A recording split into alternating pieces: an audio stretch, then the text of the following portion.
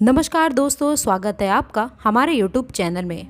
रावण के अनुसार तंत्र से, जड़ी बूटी से, पेड़ पौधे की कुछ क्रियाओं को करके आज भी कुछ भी किया जा सकता है। जी हाँ, तकदीर भी बदली जा सकती है, भाग्य चमकेगा भी आपका। आज की वीडियो को जरा ध्यान से देखने की आवश्यकता है। आज मैं आपको रावण की एक बहुत ही महत्वपूर्ण पुस्तक यानी कि रावण संहिता में लिखे हुए कुछ खास और अचूक जानकारी बताने वाली हूँ।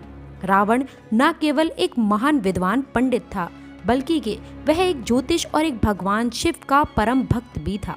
रावण अपने 10 शीशों के कारण आज भी जाना जाता है दोस्तों, जिसके कारण उसका नाम दशानन भी पड़ा है। रावण ने ही शिव तांडव स्रोत और शिव संहिता की रचना की है।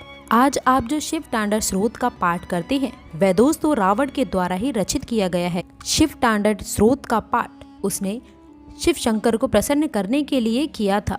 रावण संहिता में रावण के धनवान होने के राज सहित ऐसे कई तंत्र मंत्र के बारे में लिखा है जिससे गुप्त और गड़ा धन आपको बहुत आसानी से मिल सकता है। ये बात रावण संहिता में भी लिखी है, जिसमें रावण ने उसके धनवान होने का राज, धन प्राप्ति के अचूक व शक्तिशाली उपाय भी बताए हैं। असुर के सम्राट होने के बावजूद भी रावण एक महान ज्ञानी पंडित था, शास्त्रों में पारंगत था। दुनिया में ऐसा कोई भी व्यक्ति नहीं जो रावण को ज्ञान में पराजित कर सके। माना जाता है कि जो जितने भी सौर मंडल के संपूर्ण ग्रह हैं, ये रावण के इशारों पर चलते थे। कोई भी ग्रह रावण के विरुद्ध कार्य नहीं कर सकता था। तो आप ये बात तो समझ सकते हैं कि रावण कितना बड़ा ज्ञानी था, कितना शक्तिशाली था।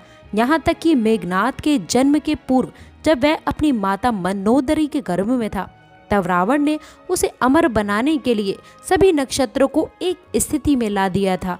तो इस दौरान सभी ग्रहों ने रावण के निर्देश अनुसार ही कार्य किया, लेकिन केवल शनि ने अपना स्थान परिवर्तन कर दिया, जिसके चलते मेघनाद को अमर बनाने का जो सपना था रावण का, वह कभी पूरा न हो सका। बस इसी कारण मेघनाद यशस्वी पराक्रमी योद्धा होने के बावजूद भी अमर नहीं हो सका।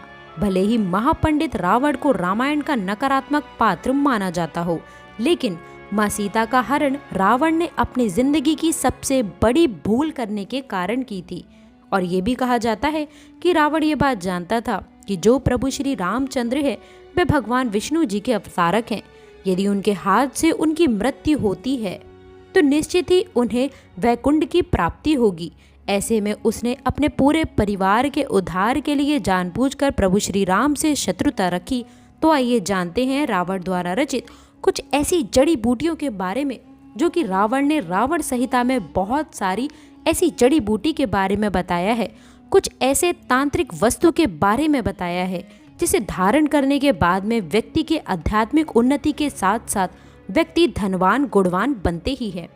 आप अपने इशारे पर सबको नचा सकते हैं।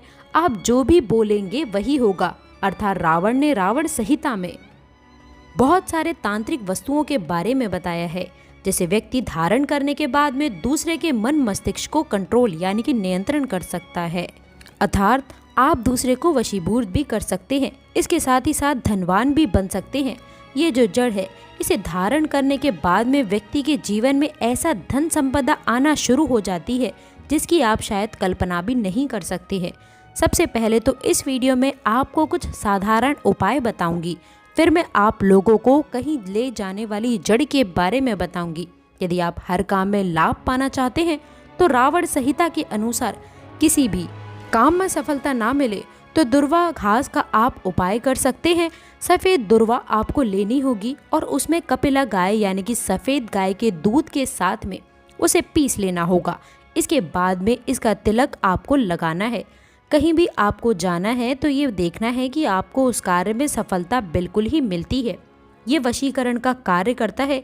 आगे बढ़ने से पहले आप सभी से एक छोटा सा निवेदन करना चाहूँगी कि यदि आपने अभी तक चैनल को सब्सक्राइब नहीं किया है तो प्लीज़ चैनल को सब्सक्राइब करके बेल आइकन को प्रेस करें और कमेंट बॉक्स में सच्ची श्रद्धा से जय श्री राम अवश्य लिखें। यदि आपको व्यापार में नुकसान या फिर हानि हो रही है, जी हाँ दोस्तों, या फिर आपको धन धान्य की कमी हो, तो कुबेर मंत्र का जाप ज़रूर करना चाहिए। जातक को सच्चे मन और पूरी श्रद्धा के साथ में कुबेर मंत्र का भी जाप अवश्य करना चाहिए। दोस्तों, इस मंत्र का जाप आपको 108 बार करना चाहिए ओम यक्षाय कुबेराय वैष्णवाय धन धान्य आदित्य धन धान्य समृद्धि में देही दावा स्वाहा।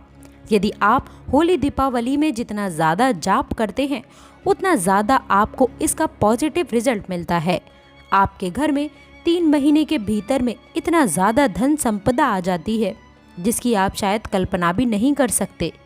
दोस्तों, रावण संहिता के अनुसार इस मंत्र को 3 माह तक प्रतिदिन लगभग 108 बार जाप किया जाए तो बिल्कुल ही ऐसे व्यक्ति के घर में कुबेर जी महाराज माँ लक्ष्मी दौड़ी चली आती हैं। लेकिन जहाँ आप ये मंत्र जाप करते हैं तो आपको अपने हाथ में या फिर पूजा स्थान पर एक कौड़ी रख करके ही पूजा रखना करना चाहिए, मंत्र जपना चाहिए। जब 3 माह पूरे हो जाएं तो जो कौड़ी है उसे उठाकर जहाँ पर आप पैसा रखते हैं वहाँ पर आपको रख देना चाहिए। मान्यता है कि ऐसा करने मात्र से जीवन में कभी भी धन धान्य की कमी नहीं होती है। ऐसा मैं नहीं कह रही हूँ बल्कि रावण संहिता में लिखित है। चलिए अब जानते हैं कि रावण संहिता के अनुसार आखिर कौन सी जड़ को धारण करने के बाद में हम अपनी तकदीर को पलट सकते हैं, अपने बुरे समय को समाप्त कर सकते हैं, अपने भाग्य को उदय कर सकते हैं। दोस्तों, पहला है काला धतूरा। रावण संहिता के अनुसार रावण बहुत ही तांत्रिक था। जी हाँ दोस्तों, जितने भी समाज में व्यक्ति की अनहोनी होती है, दुर्घटनाएं होती हैं, मान सम्मान की हानि होती है, जीवन में तरक्की नहीं मिलती है, व्यक्ति बहुत ही परेशान हो जाता है, या फिर ये सब किसके कारण होता है? आप जानते हैं ये सब शनि के कारण होता है। ऐसा माना जाता है जो काला धतूरा है इसकी जड़ में भैरव बाबा का वास होता है, महाकाल का वास माना जाता है और इसके साथ ही साथ भगवान शनिदेव का वास माना जाता है। जो व्यक्ति धनवान बनना चाहते हैं, मान सम्मान प्रतिष्ठा प्राप्त करना चाहते हैं, राजनीतिक क्षेत्र से जुड़े हुए हैं और वे चाहते हैं कि सभी लोग उनकी बात माने, ऐसे व्यक्ति को काला धतूरे की जड़ जरूर धारण करना चाहिए। कैसे धारण करना चाहिए, कब धारण करना चाहिए, कौन से दिन धारण करना चाहिए, सारी जानकारी आपको वीडियो में मिलेगी। इसके बाद रावण जी कहते हैं कि काले हिरण की जड़। जी हाँ दोस्तों, जिसे ढूंढना ज़रा थोड़ा सा दुर्लभ है। ऐसा माना जाता है जो एरन है वह माता पार्वती का ही स्वरूप कहे गए हैं।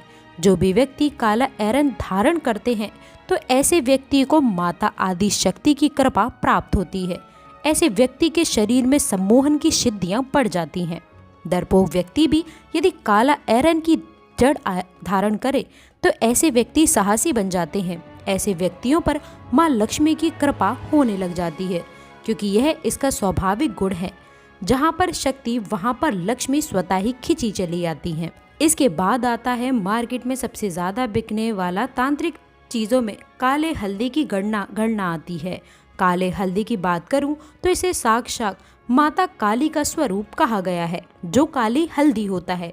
यदि आपको ओरिजिनली काली हल्दी मिल जाए तो ऐसा माना जाता है कि चलती ट्रेन को भी व्यक्ति रोक सकता है। काली हल्दी यदि मिल जाए तो बंद ताले को भी खोल सकते हैं। तो इसके द्वारा और भी अनेकों प्रकार के तांत्रिक क्रियाएं की जाती हैं, जैसे कि हमारे धर्म तथा तांत्रिक ग्रंथों में लिखे हुए हैं। जैसे कि काली हल्दी से व्यक्ति नोटों की बारिश कर देते हैं।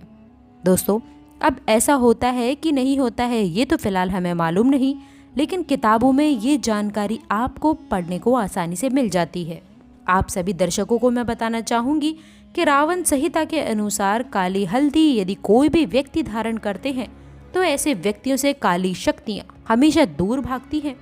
ऐसे व्यक्तियों की साक्षात माँ काली रक्षा करती हैं। पुत्र की भांति ऐसे व्यक्तियों की माँ काली साक्षात रक्षा करते हुए उस व्यक्ति की अध्यात्म उन्नति बढ़ाती हैं।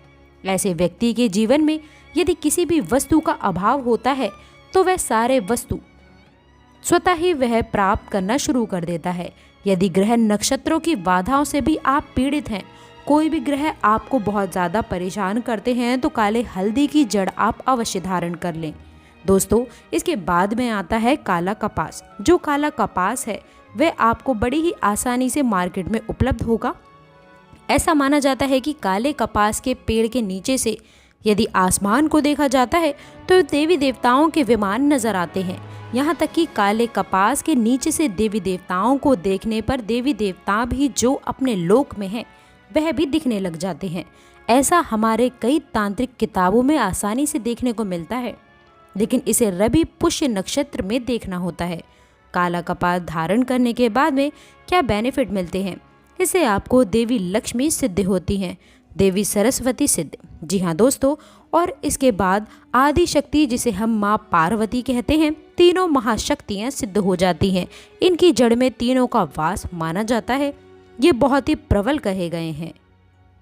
तो चलिए अब जानते हैं कि इन जड़ों को किस प्रकार से धारण करना सही है। तो कोई भी शुभ मुहूर्त एक दिन पहले, या फिर जो हमने अभी जितने भी जड़ बताए हैं, ये सब पेड़ पौधे को आपको निमंत्रण दे करके आना होता है।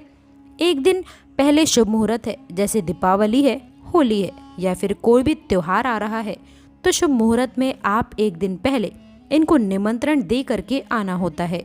इसके लिए आपको पीले चावल रखना होगा। आपके पास में 5 अगरबत्ती रखी हैं, तो दोस्तों एक आपको नारियल रख लेना है। इसके बाद में आपको अगरबत्ती जलानी है वहाँ पर। इसके बाद नारियल वहाँ पर आपको भेंट कर देना है। जो भी पेड़ पौधे की जड़ लाना चाहते हैं, जैसे कि आप काले धतूरे की जड़ लाना चाहते हैं, तो वहाँ पर आपको नारियल भेंट करना होगा। अक्षत भी आपको चढ़ा देना है और आपको प्रार्थना करनी है कि हे वृक्षराज, मैं आपकी जड़ का प्रयोग करने जा रहा हूँ इस कार्य के लिए।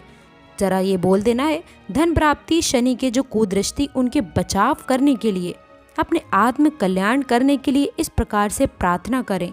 इसके बाद में आप उन्हें बोलना कि कल मैं प्रातःकाल सूर्योदय से पहले आपको ले जाने आऊँगा, कृपया आप मुझे अनुमति दें। इस प्रकार से प्रार्थना कर लेनी है और आपको फिर सुबह प्रातःकाल स्नान करने के जाना है और इसे आपको खनन करने के बाद में ले आना है। लेकिन ध्यान रहे कि आपको कुदालिये या फिर लोहे की वस्तु है तो उसे आपको खनन नहीं करना है। लाने के पश्चात आपको इसे सर्वप्रथम गंगा जल या फिर दूध से स्नान करा देना है। कुमकुम, रोली, अक्षत जैसे देवी देवताओं को पूजा करते हैं तो उसी प्रकार से उसकी पूजा करनी है और उसके बाद में इसे चांदी के ताबीज़ में डाल करके पहनना है। मैं चांदी का ताबीज़ क्यों बोल रही हूँ, क्योंकि दोस्तों जो चांदी का ताबीज़ होता है वह काफ़ी शीतल होता है। ये आपको नकारात्मक प्रभाव से बचाता है। तो आपको चांदी के ताबीज़ में से डालना है। वह पहनने का जो भी दिन है, बुधवार और शनिवार, ये 2 दिन हमारे धर्म शास्त्रों में वर्णित हैं। तो दोस्तों आपको बुधवार या फिर शनिवार के दिन आप इसे धारण कर सकते हैं। तो दोस्तों आशा करती हूँ कि बहुत ही सटीक और प्राचीन जानकारी आपको पसंद आई होगी। वीडियो अच्छी लगी हो तो वीडियो को एक प्यारा सा लाइक करिएगा, अपने दोस्तों के साथ इसे शेयर करिएगा। अगर आपने अभी तक चैनल को सब्सक्राइब नहीं किया है तो प्लीज़ चैनल को सब्सक्राइब करके बेल आइकन को प्रेस कर दें ताकि हर ज्ञानवर्धक वीडियो आपको सबसे पहले मिले। तो दोस्तों मिलते हैं अगली वीडियो में, तब तक के लिए गुड बाय और अंत तक जुड़े रहने के लिए आप सभी का बहुत बहुत धन्यवाद।